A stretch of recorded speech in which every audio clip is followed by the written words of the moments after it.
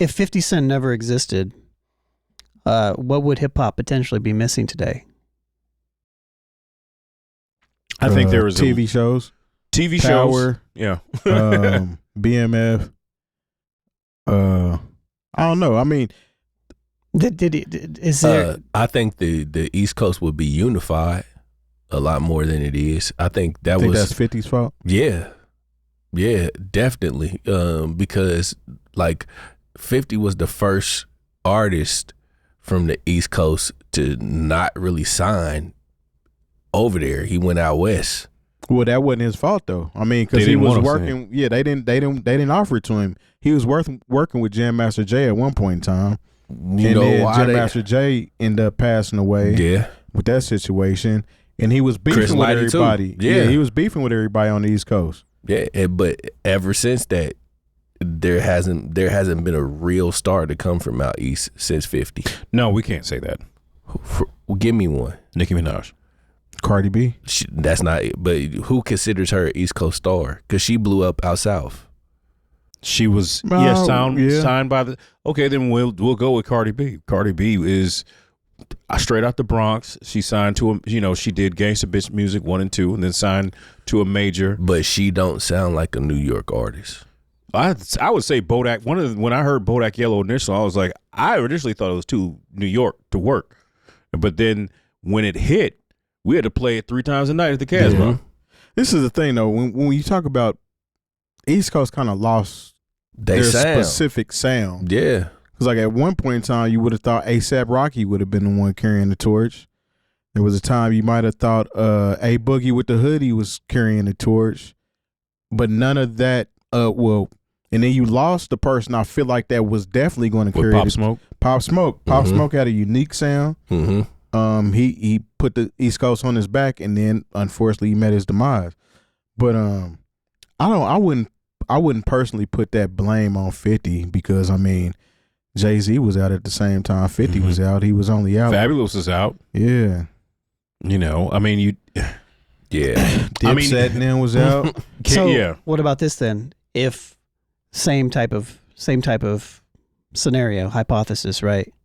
And shouts to Mike because this is one of the questions he put in here. He's like, so if 50 had never emerged, would the early 2000s New York hip hop scene had enough star power to compete with Southern hip hop? Yes, because Jay-Z was still out. Yeah, Jay-Z was still out. Dipset was still out. Yes. But none of them was the monster that 50 was. Yeah. This is true, but also I think also 50 Cent made it to where overall everyone from the Southwest, you could have super aggressive content. Mm-hmm. You could put out an album with a bullet hole, on the front, and then still sell 10 million copies. Yeah, I think too with there was 50, no compromise there. 50 was like you really never heard people sounding like 50 though. 50 was like when you use somebody as the influence of an area or you know what I'm saying? Usually somebody tries to sound like them or be like them. I never heard anybody try to sound like or be like 50. 50 was always, you know what I'm saying, in his own lane as far as like, especially if we talking about a sound, nobody sounds like 50 Cent. To me, 50 was like the Ice Cube of his era, where people listen and loved his music, but they were also fearful of him. Like I think mainstream America, middle America was fearful of 50, but they loved him. They loved him at the same time. You know what I mean? They couldn't get away from the story. Isn't he the last biggest rapper from the East Coast that also sounded East Coast? Yes, to me. Definitely. Even though there was so much of historical East Coast. Yeah. But even though like Dr. Dre's production drove a lot of Get Rich or Die Trying. Yeah, that's fair. And the affiliates, like PIMP was produced by Denon Porter, who's Detroit. Mm-hmm. We acting like Mobb Deep wasn't still making records then, though. But they were. HNIC came out after Get Rich or Die Trying. No, they didn't. By Prodigy? No, that was before. That was like That was before. 2001. Yeah, that Was like, it? yeah. Okay, Yeah. never mind. I Yeah, I was retract still that in statement. college. That was one of my favorite albums of the time. Mm-hmm. Okay, fair enough. What year did 50 drop? 03. 03. 03. Okay. Yeah, 03. Yeah. Okay. I stand corrected. No, he was like when that time. He during that time, it was like when Mike Tyson was just knocking everybody out. He cleared out the like 50 cleared out the division. Mm-hmm.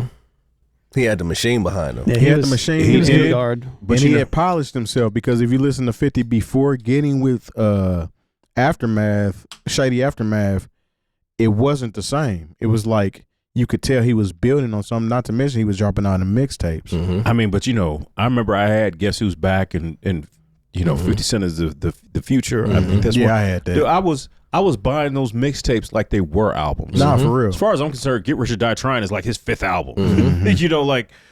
I mean, mind you, this is during the era where you could just go to your independent record store and get mixtapes. Sure. Oh, yeah. But Actually, man, about that shit, I was at Black Pike Weekend in Myrtle Beach when all that came out. Dude pulled up and popped his trunk. I want to say I bought like every 50 Cent mixtape. He had Mobb Deep. I think that's why I correlated the two, because Mobb Deep had their affiliates at one point in time. I can't remember what dude's name was, but I bought his mixtape. Big Noid. Big Noid. I thought Big Noid was going to do something. Yeah, I had bought his mixtape at the same time as that I bought the 50 Cent is the Future mixtape. Okay. They was out around the same time. But yeah. Yeah, I mean 50 did what he was supposed to do in the music business. He leveraged it to vitamin water and other things, and now he is what he is now.